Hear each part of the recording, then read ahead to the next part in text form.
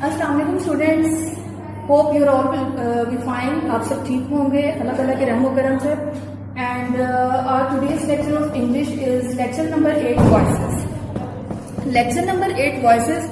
Grammar में हमारे पास voices जो है वो दो कैटेगरीज में आते हैं, active voice and passive voice. Active voice वो सेंटेंसेस होते हैं जहां पर हम वेरी फर्स्ट जो स्टार्ट है हमारा वो सब्जेक्ट होता है। ग्रामर में सब्जेक्ट हर वो पर्सन है या हर वो चीज है जो काम करता है, जिसको हम उर्दू में फाइल बोलते हैं, काम करने वाला। उसके बाद बच्चे यहाँ पर हमारे पास वर्ब आता है, वर्ब एक्शन, काम, जो भी काम अंजाम दिया जाए। देन यहाँ पर हमारे पास आता है ऑब्जेक्ट। ऑब्जेक्ट वो जिस पर काम हो, जिसको हम उर्दू में मफूल बोलते हैं। बच्चे जब हम एक्टिव वॉइस को पैसिव वॉइस में कन्वर्ट करते हैं तो कन्वर्ट करने के लिए क्या होता है कि एक्टिव वॉइस का ऑब्जेक्ट हमारे पास पैसिव वॉइस में न्यू सब्जेक्ट के तौर पर, यानी कि एक नया सब्जेक्ट हमें मिलता है, न्यू सब्जेक्ट के तौर पर सब्जेक्टिव केस में मौजूद होता है। क्लियर? हमारे एक्टिव वॉइस का जो ऑब्जेक्ट है वो न्यू सब्जेक्ट के तौर पर पैसिव वॉइस के स्टार्ट में आता है।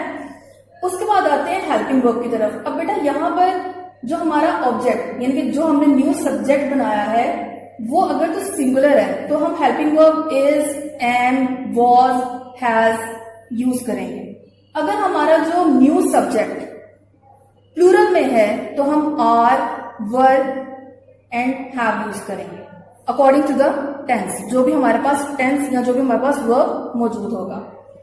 उसके बाद बेटा जो वर्ब है हमारे पास, अब बेटा यहाँ पर आपके पास बेशक वर्ब की फर्स्ट फॉर्म है, सेकंड फॉर्म है या थर्ड फॉर्म है, लेकिन जब भी हम पैसिव वॉइस करते हैं तो पैसिव वॉइस में हमेशा हर टेंस में हमारे पास वर्ब की थर्ड फॉर्म यूज होती है, चाहे वो प्रेजेंट इंडेफिनिट है, पास्ट इंडेफिनिट है, फ्यूचर इंडेफिनिट है, कॉन्टिन्यूस है, परफेक्ट टेंसेस हैं। तो बेटा उनमें आपने हमेशा वर्ब की थर्ड फॉर्म ही यूज करनी है। पैसिव वॉइस में फर्स्ट या second form of verb use नहीं होगी। अब आते हैं नेक्स्ट बाय।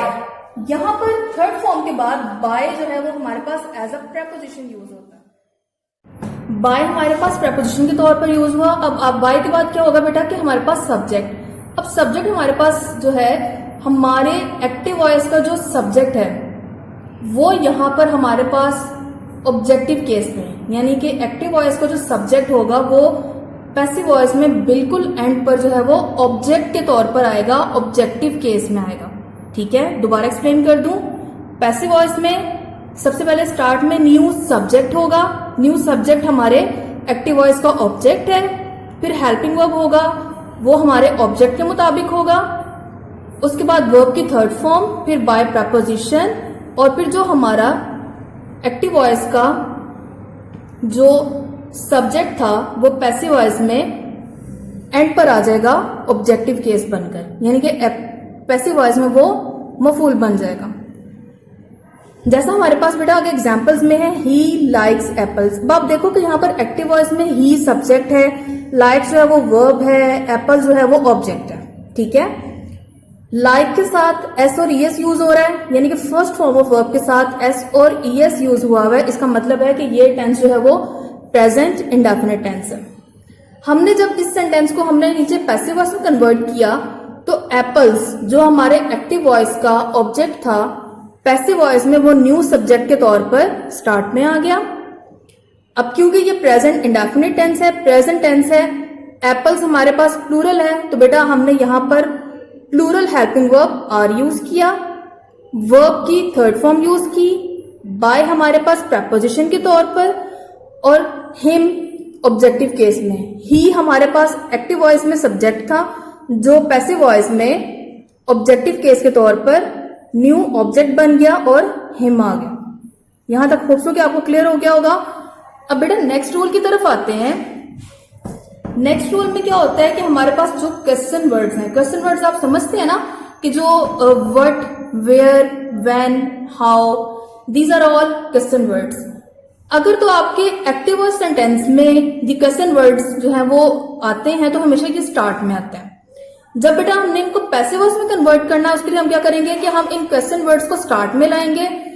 उसके बाद हम अकॉर्डिंग टू द सब्जेक्ट हम हेल्पिंग वर्ब यूज करेंगे, फिर ऑब्जेक्ट आएगा जो कि हमारा न्यू सब्जेक्ट होगा, फिर वर्ब की थर्ड फॉर्म, फिर बाय और देन सब्जेक्ट। जैसा आप एग्जाम्पल में देख रहे हैं कि why does he like apples. अब यहां पर वाई आ गया ना क्वेश्चन वर्ड, ठीक है। अब इस क्वेश्चन वर्ड को हम इसके पैसिव वॉइस में स्टार्ट में रखेंगे। Why as it is question word start में आ गया। अब क्योंकि हमारे पास जो न्यू सब्जेक्ट है वो एप्पल्स है, तो एप्पल्स के लिए हमने सबसे शुरू, उसके बाद शुरू में हेल्पिंग वर्ब आर लगा दिया। फिर हमने एप्पल्स जो हमारा ऑब्जेक्ट था और अब न्यू सब्जेक्ट है, फिर हमने एप्पल्स पुट कर दिया न्यू सब्जेक्ट के तौर पर। उसके बाद वर्ब की थर्ड फॉर्म लाइक्ड, फिर प्रपोजिशन बाय और फिर हमारा ऑब्जेक्ट हिम आ गया। ओके स्टूडेंट्स, अब जैसा कि हमने पहले इसकी फॉर्मेशन की बात कर ली कि हमने किस तरह से जो है वो सब्जेक्ट को हमने पैसिव वॉइस में ऑब्जेक्ट, न्यू ऑब्जेक्ट बनाना है, और पैसिव वॉइस का जो न्यू ऑब्जेक्ट है हमने उसमें एक्टिव वॉइस के ऑब्जेक्ट को न्यू सब्जेक्ट बनाना है। अब हम बात करेंगे कि यहाँ पर हमने टेंसेस के अकॉर्डिंग किस तरह से हमने जो है वो एक्टिव वॉइस टेंसेस को पैसिव वॉइस में चेंज करना है।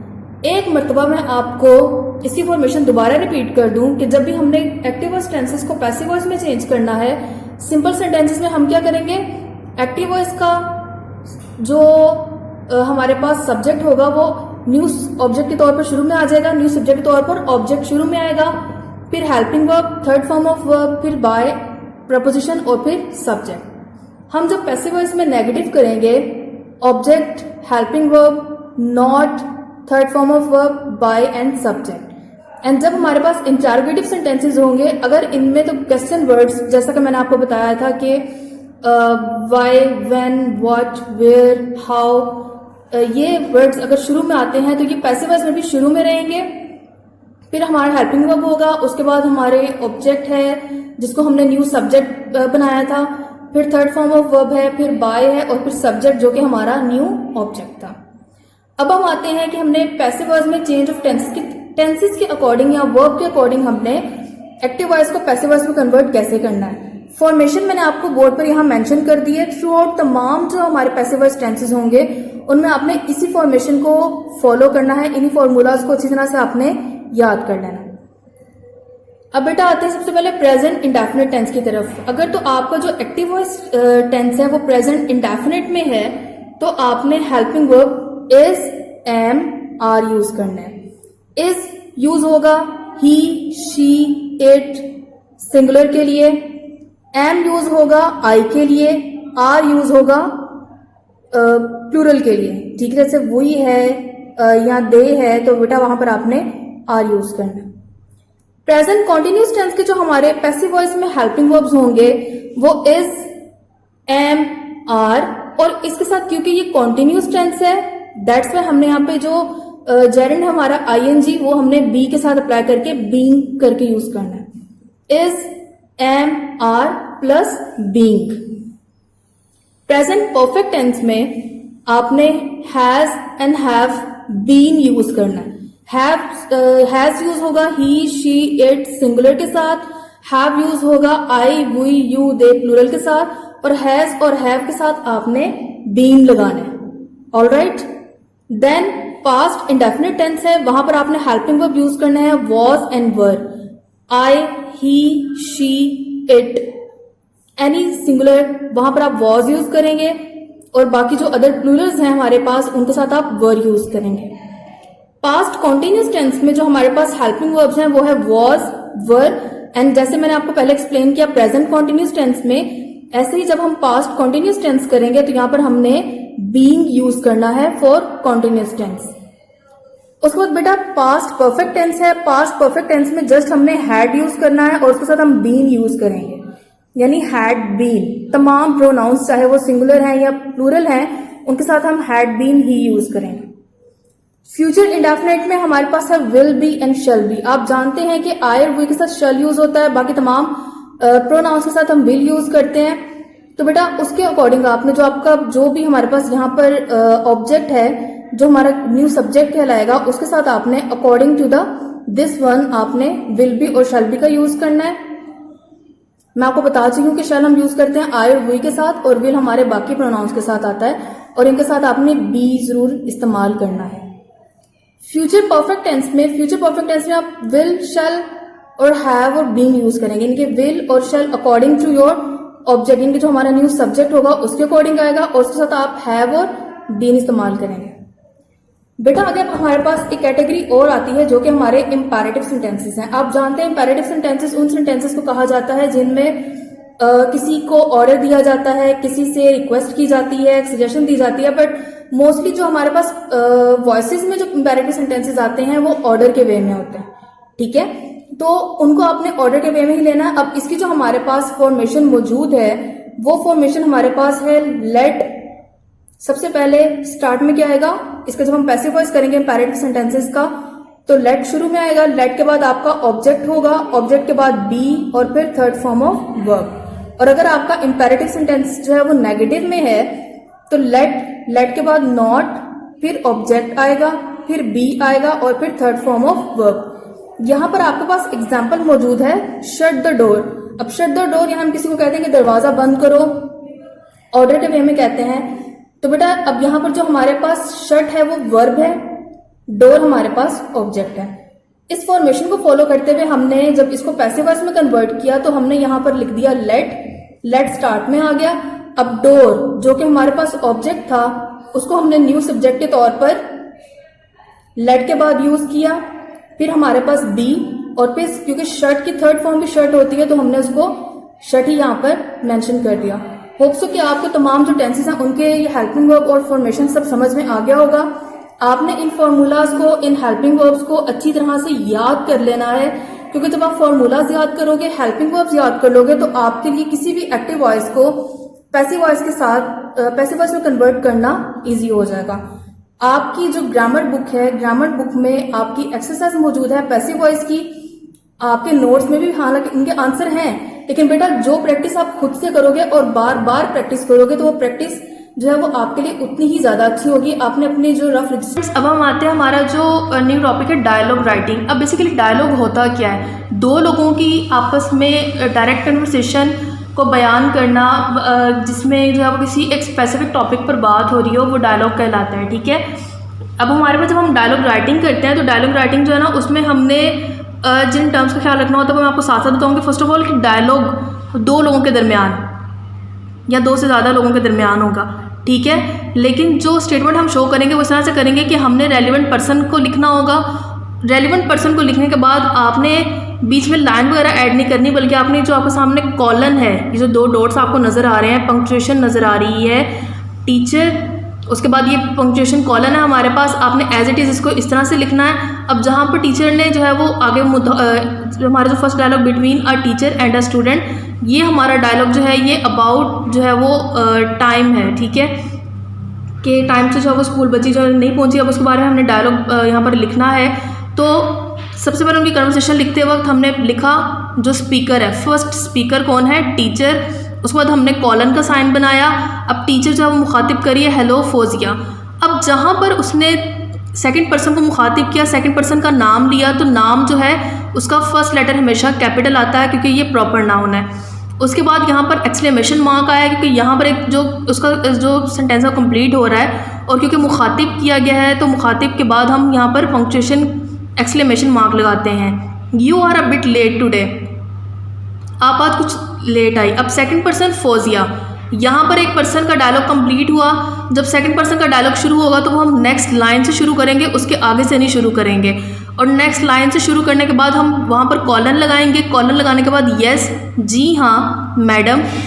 उसके बाद अब आप देख रहे हैं यहाँ पर यस के बाद भी कोमा है, मैडम के बाद भी कोमा है।